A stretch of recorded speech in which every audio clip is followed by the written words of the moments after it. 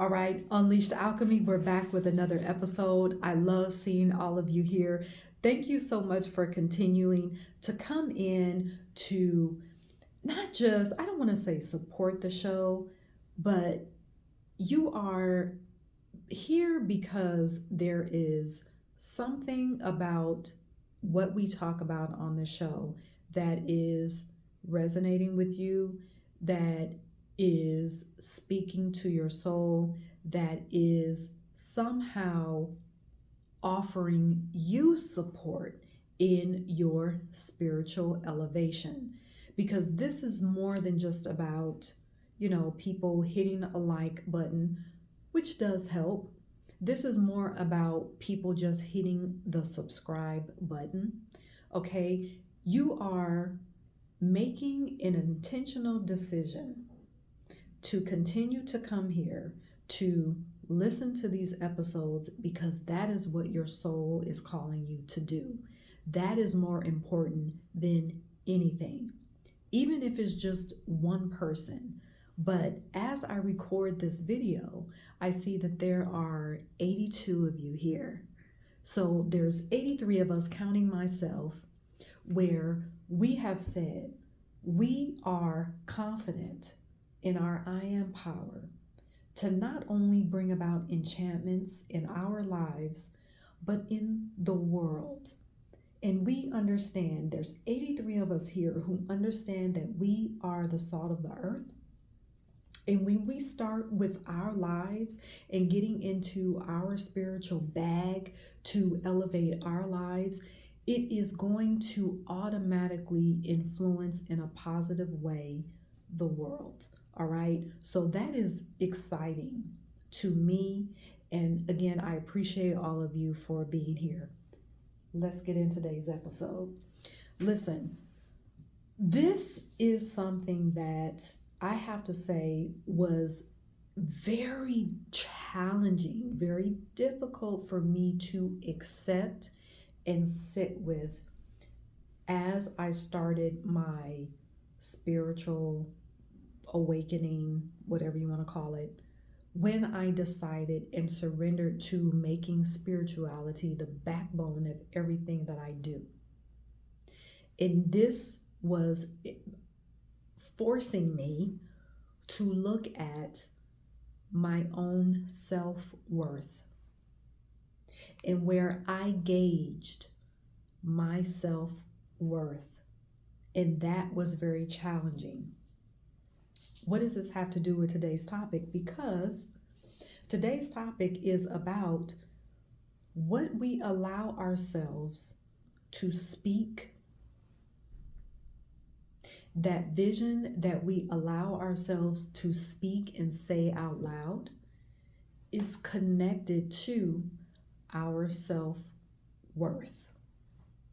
So, a question I had to ask myself, a question I'm going to pose to you: is your level of self-worth creating a limited baseline for you that you keep living over and over and over again?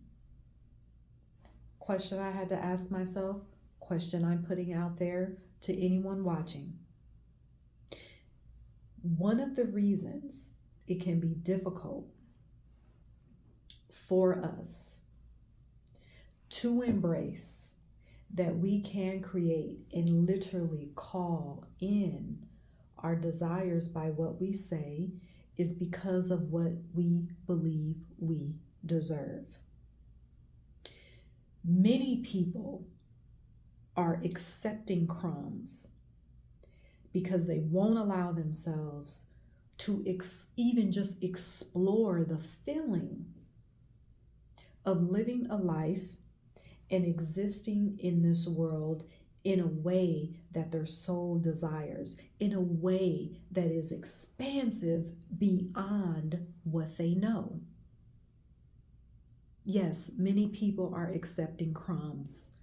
And I can say that because I accepted crumbs, because I wouldn't allow myself to really explore what that would feel like for me to have total freedom in my life. So why, and I want to repeat this. Many people accept crumbs because they won't allow themselves to explore the feeling of living a life and existing in a way that is soul fulfilled, that is expansive. Why don't more of us allow ourselves that exploration? One of the reasons why is because many of us have accepted crumbs because of programmed thoughts of worst case scenario. How many times, perhaps you've said this in the past, perhaps you've heard other people say it, perhaps you've heard people say it recently, that when they leave their home or when they go out into the world, they go through their morning routine, their daily routine, they get dressed, take a shower, get dressed, do all that, leave the house, and they expect, if anything happens that throws them off of their routine, they just expect the worst case scenario to avoid disappointment. So basically what they're saying is, I don't expect things to work out for me. So therefore, when they don't, I don't want to be disappointed. So therefore, I'm going to expect the worst. I used to do that. And if that is not the perfect example of a gauge of where you are, of where you see yourself as worthy and deserving of what your soul is showing you that is soul fulfilled for you, I don't know what is. Also, one of the reasons why we don't allow ourselves that exploration is the realistic justification. What is the realistic justification? Because it's hard, like I said earlier, it's difficult to admit that we don't feel deserving. So, for example, I can remember being as young as 7 years old, and I always had an affinity toward anything that I chose. I'm talking about material things. Anything that I chose, it was always the most expensive. It always had the higher price tag. I promise you. I liked luxury. It wasn't that I wanted to collect things, but I didn't articulate it then, but I've always been this minimalist, luxurious.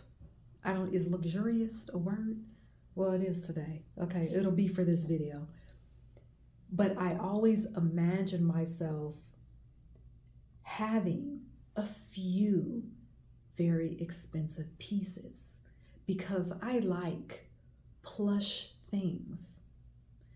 But I backed away from that growing up because I thought to say that I deserved that and deserved those types of things in my environment, that made me sound arrogant and greedy. So what did I do? I accepted crumbs. Now, I'm not saying that things that are less expensive are crumbs. No, I just accepted an existence that was not expansive for me. I thought I had to act a certain way to be subdued, because that showed that I was humble, to show that I was deserving. And at the time, since I did not have the life I desired, then that meant that I wasn't deserving. So I continued to tell myself that story. I continue to accept crumbs, and I continue to settle in every single part of my life. So, what can we do now? Okay, if you're watching this and you're resonating with this and you're thinking, okay, well, what do I do? You get still. Not earth shattering, but you get still, you get quiet. Because you've already been given visions and messages. These visions and these messages are rejuvenating to you. It feels reviving to you. So you get still and you reconnect with those messages. You reconnect with that vision. Why do you need to do that? Because when you reconnect with that vision, you have to observe what your ego is going to tell you when you explore living the life that you desire and the feelings associated with it. What is your ego telling you that means? I'm going to use another example, but as I use the example from my own life, to see myself living in an environment that was luxurious and plush, that meant that I was greedy. That was what my ego was telling me. So for example, I'm going to use another simple example. And when I say simple, I don't mean less significant, but this is an easy example. So let's say that you have this vision of having freedom of your time, that you're free from all schedules except for the ones that you create for yourself. And let's say that in your exploration of what that freedom feels like, you say, well, in that freedom of time,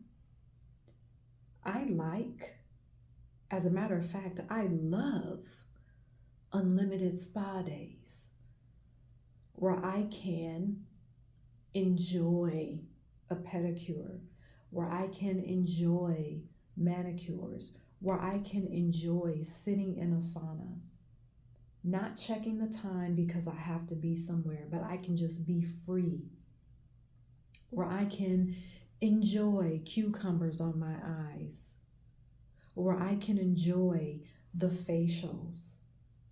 Once again, without having to say, oh, I gotta hurry up because I have to be somewhere. And you have allowed yourself to explore how that would feel, and that really feels like freedom to you. Is your ego telling you that that's a waste of time? And why would you waste your money on that? Why would you spend your money on that? Is your ego telling you that, well, if you have all that free time, why would you get a facial? You should be out feeding the homeless, or you should be out starting a nonprofit, or you should be out doing this or helping other people or going to volunteer at a hospital. You should be doing this. You're wasting your time with the facial. Is your ego telling you that instead of you using your money for that you should be putting your money into a humane cause that's going to help humanity? Your unlimited spa days don't help anybody. And the thoughts come up like rapid fire, which is why asking yourself the question, why is it hard for me to speak exactly what I desire? That is why that is so important, so that when those thoughts come up, you don't run from them, you don't become them, you just watch them. You get to uncover those egoic, limited thoughts that keep you in an existence of accepting crumbs and not leaning into your infinite soul that knows not only can you have the freedom, not only can you have your unlimited spa days, you can also be and have the freedom to be a philanthropist. Not only can you have the freedom to have unlimited spa days, but you can have the freedom to invest into a nonprofit that feeds homeless, actually that eradicates homelessness. You can have both. You can have the freedom to have unlimited spa days. You can also have the freedom to be philanthropic, supporting causes that positively influence human preservation. All right, so that is the end of today's episode on Unleashed Alchemy. Do not forget to check out the Unleashed Alchemy Mystery School. Also, if you want to work more one-on-one with me and you want additional support in your spiritual elevation and making spirituality the backbone of your life, you can schedule a one-on-one appointment with me. Both of the links to do that will be in the description box of this video. I appreciate you being here. Thank you once again, and until next time, cheers.